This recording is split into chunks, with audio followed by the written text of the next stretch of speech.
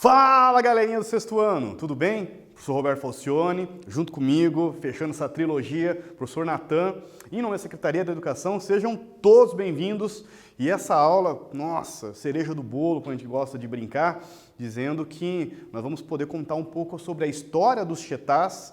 Tem aquelas duas aulas sobre a história dos povos indígenas do Brasil, que até comentamos um pouco sobre aquela estátua que tem um Muarama, o índio Chetá. E essa aula vamos poder trabalhar agora como que o Museu Paranaense resgata um pouco dessa história, preserva a memória e faz essa ligação tão bacana com uma civilização, com um grupo indígena que foi dizimado, né, na década de 50, passaram por um genocídio indígena, podemos colocar, com as companhias de colonização do oeste do Paraná, e graças a um acervo do Vladimir Kozak, também ao trabalho do professor Loureiro, que foi possível confirmar a existência dessa tribo indígena, desse povoamento que tinha lá, antes mesmo de começar a colonização do oeste do Paraná.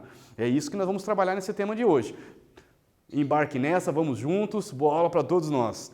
Vamos reconhecer a função do lugar de memória do Museu Paranaense para o povo indígena Chetá, hoje, nos dias atuais de hoje, olha que bacana. Identificar as principais características que fazem do museu um lugar de memória. Na aula passada pegamos o tema de material, patrimônio histórico imaterial e os tipos de museus, e na aula de hoje vamos então trabalhar povos Chetás, um museu e essa função de memória. Esse aqui é o Vladimir Kozak. Então é um acervo gigante, né? Na década de 80 ele veio a falecer e como ele não tinha herdeiros, o Museu Paranaense recebeu ele entrou com um pedido jurídico, né? E recebeu todo o material de vídeos, de fotografias do Vladimir Kozak que ele tinha registrado na década de 50. Aqui já é com um índio Chetá, aproximadamente em 1958, seus registros foi entre 1956 até 1960, estava ali já no auge do desmatamento, da destruição do oeste do Paraná, com a vinda, né, muitas queimadas, né, uma das técnicas utilizadas pelas companhias, né, Cobrinco, era devastar através do fogo para que eles pudessem preparar o solo para a agricultura do café. A proposta do café não deu certo. Inclusive, eu trago para vocês um documentário. Quem tiver acesso, quem estiver com celular, coloque aqui, é muito bacana, pedir autorização, inclusive, da Beija-Flor Filmes, para nós podermos divulgar o material deles, é muito interessante e conta a história dos 8 sobreviventes de um genocídio que aconteceu em 1950, de 8 sobreviventes Chetás, crianças, que foram parar com a família de brancos, outra foi encontrada, né, na beira da estrada, e esses 8 sobreviveram, e foi possível reunir esses 8 sobreviventes e contar um pouquinho a história deles. Hoje, o que nós podemos, eles se identificam como os Chetás, passa de 260 aproximadamente. Isso é muito bacana, né? Mandar poxa vida, chega a arrepiar só de imaginar que eu tive a oportunidade, graças ao Museu Paranaense, em entrar em contato com o cacique dos Chetás, que mora próximo de Londrina. Fiquei muito feliz por essa experiência, foi muito bacana. Esses registros contam um pouquinho sobre a presença deles, mostra alguns momentos dos cotidianos, né?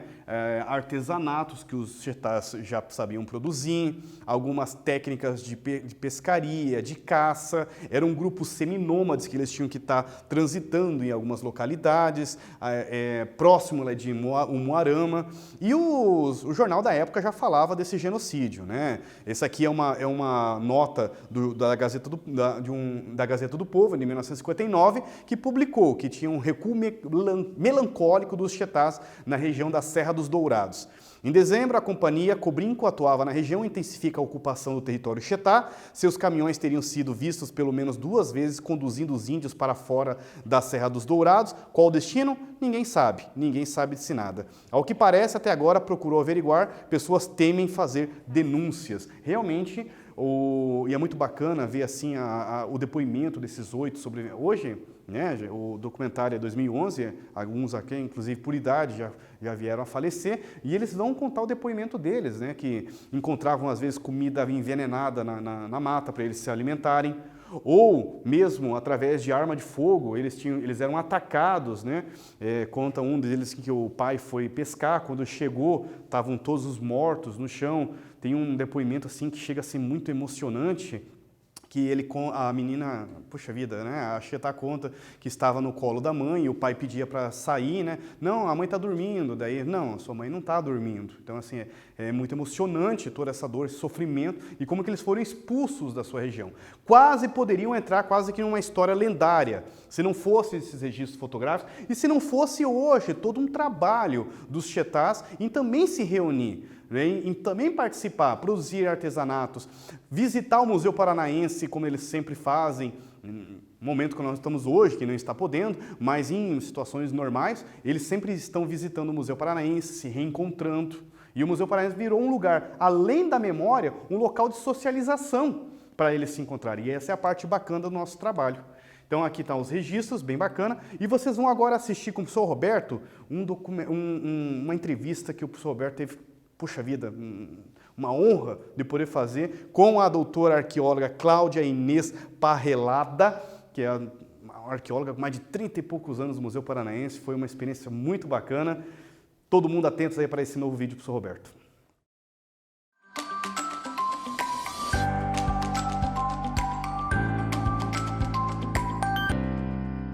Galerinha do sexto ano, estamos aí na nossa última parte das nossas aulas. Espero que vocês tenham curtido, assim como eu, poxa, gostei muito de fazer essas gravações aqui, contar um pouquinho, né, como diz meu filho, só um naninho, papai, da história do Museu Paranaense e do seu acervo. E aqui hoje ao meu lado, nós vamos fechar essa trilogia dos patrimônios históricos. Nossa, fico até lisonjeado de apresentar para vocês a professora arqueóloga Cláudia, mais de que 35, 36 anos, já tem uma história linda aqui no Museu Paranaense. Professora, obrigada por aceitar o convite e participar conosco. E nesse capítulo aí, para nós finalizarmos o tema Patrimônio Histórico, Museu Paranaense, nós vamos focar no acervo dos Chetás, contar um pouco sobre a história deles, principalmente relacionado como que, na ausência, que foi uma discussão que nós fizemos na aula passada, na ausência de um patrimônio histórico que relacione a memória e a presença dos Chetás no Oeste, como que o Museu Paranaense faria essa função social, até nós podemos pensar, né, de memória, de história, junto com os Chetás. Professora Cláudia, como que nós poderíamos pensar esse tema? Bem, articular populações que sofreram grandes conflitos e que tiveram a população muito diminuída, não é uma tarefa muito simples, professor Roberto. Sim. Então, o Museu Paranaense, como desde o século XIX vinha recebendo materiais relacionados a diferentes povos indígenas que compõem até hoje a população do estado do Paraná. E o Chetá, que antigamente tinham outros nomes, Ivaparé, o Botocudos, né? Eles acabam tendo uma parte dos objetos que eles confeccionavam, né? Em 1955 até 1965, são trazidos para a instituição e assim temos cestaria, raspadores e vários elementos como esses materiais, né, que são essas pequenas esculturas que simbolizam o campo do sagrado para essa população indígena. É como se fosse as histórias, os mitos, as lendas deles, eles podem revisitar aqui dentro do Museu Paranaense. E eles chamam aqui de casa. É uma casa que tem as recordações dos parentes mais antigos, que infelizmente não sobreviveram até os tempos atuais, mas que eles podem vir e fazer essa grande viagem ao tempo e muitas vezes fazemos algumas atividades junto com eles, né, a partir do interesse deles, né? Então, por exemplo, essas pequenas esculturas que representavam antigamente alguns animais que faziam parte das histórias de criação de mundo desses grupos, sim, como eles surgiram, né, no universo, né? Esses pequenos animais, eles fazem parte disso, e também de alguns animais que na época serviam como alimento, né, ou para rituais de cura, né, e que os espíritos desses animais, eles são materializados, eram materializados na época com cerume de abelha silvestre, como da abelha jataí, né, e outras mais. E agora tem algumas atividades que a gente faz com argila, que tem a mesma plasticidade, né, a mesma possibilidade de moldar essas pequenas esculturas, né, que conseguem representar uma parte desse mundo mítico. Também houve atividades com a Universidade de Brasília e com a própria Secretaria de Educação para tentar com que eles voltassem a conversar, a falar na língua Chetá, a partir de um interesse deles mesmo. Então, é a própria comunidade que se articula, e o Museu Paranaense, com a Secretaria de Educação, tem feito essa ponte. Eu acho que o governo estadual tem feito um trabalho de tentar resgatar, recuperar essa memória que ainda está muito diluída no tempo. Sim. E mesmo para eles, que guardam muito das suas histórias de vida, para eles ainda essa história está um pouco dispersa, né? Sim. Podemos pensar, então, no Museu Paranaense tendo essa ligação, preservação da sua história com as peças, com os registros, acervos do COSAC também, né, professora? Mas também podemos imaginar o grupo dos Chetás, os 200, né, atuais, que eles também têm esse pensar em manter a sua história viva através da memória, através do contato com a religião. Como que eles conseguem também, além do museu, fazer essa produção histórica da vida deles? Então, o museu é uma das pontes que liga eles aos saberes ancestrais, mas eles estão ressignificando algumas coisas. Sim. Por exemplo, o adorno, o tembetá, agora é transformado como uma peça de um colar que eles estão produzindo como artesanato, tanto na terra indígena São Jerônimo da Serra, o Dival, né, que o professor conversou, no norte do Paraná, como aqui em Curitiba, na terra indígena Cacané-Porã, que a gente tem vários descendentes. Então,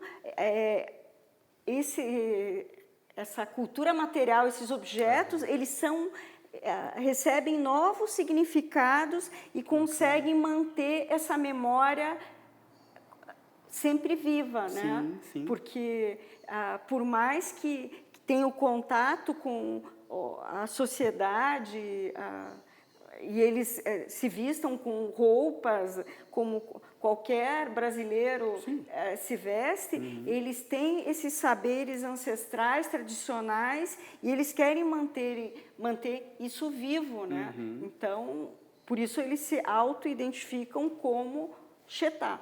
Aqui no acervo do Museu Paranaense, até vocês estão vendo imagens dos chamados MOU, professora Cláudia, como que nós podemos ver também esses artefatos arqueológicos, né, e mesmo religiosos, fazendo também essa preservação da memória e da história deles? Pois é, eles conseguem, esses objetos, transportar os indivíduos atuais no tempo e lembrar que havia a necessidade de proteger a aldeia dos maus espíritos. Então, esses maus espíritos que traziam a doença, a morte, né? Eu acho que na situação da pandemia seria bem importante, né? Que eles eram materializados na forma da escultura de uma mistura de seres humanos com sapos, né? Animais. E outros animais, como a capivara, né? E aquele ser, esse Mo, ele representaria esse espírito mal que foi domado e assim não pode mais atingir com doenças, com morte, os indivíduos da aldeia. Sim. Então, a população Chetá. Esse é um dos significados do Mo. É uma forma de cura através de retirar do meio esses espíritos que trazem o azar, problemas para aquela comunidade e acabam sendo materializados nesses objetos. Poxa, muito obrigado, professora Cláudia, por participar conosco, contribuir junto com a nossa fala. Galerinha do sexto ano, o Museu Paranaense, vocês podem inclusive visitar através das redes sociais, hoje no momento que nós estamos, no Facebook, no Instagram, e vendo as curiosidades, o seu acervo, conhecer um pouquinho mais do Museu Paranaense. E, poxa vida, eu fecho aí a nossa aula de campo, a nossa gravação aqui no Museu Paranaense, agradecendo a todos os participantes, a nossa professora técnica, a Suelen, a Camila, que fazem assim, uma participação muito bacana, junto conosco, a parte administrativa do Museu Paranaense, a professora Cláudia novamente com a gente aqui, Gisele, Felipe, que nos ajudaram muito a montar todo o roteiro. Espero que vocês tenham curtido junto comigo, galerinha do sexto ano. Paramos por aqui, voltamos para o estúdio agora para nós finalizarmos a nossa aula. Valeu! Voltei! E aí, curtiram? Gostaram? Agora é com vocês. Vamos fazer uma atividade junto com o professor Roberto. Como o Museu Paranaense ajuda a preservar a história dos Chetás? E com vocês, daqui a pouquinho nós voltamos e corrigimos junto.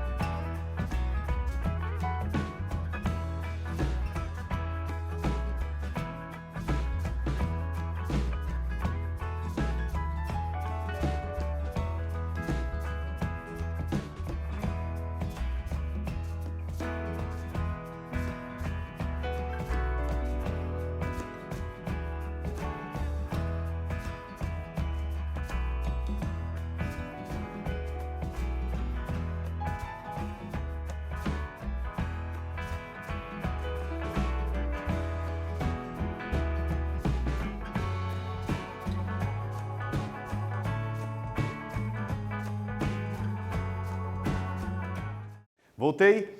O Museu Paranaense faz um trabalho de local de memória dos Chetás, expõe vários de seus artefatos culturais, também é visitado por esse povo que já chegou a fazer oficinas de arte.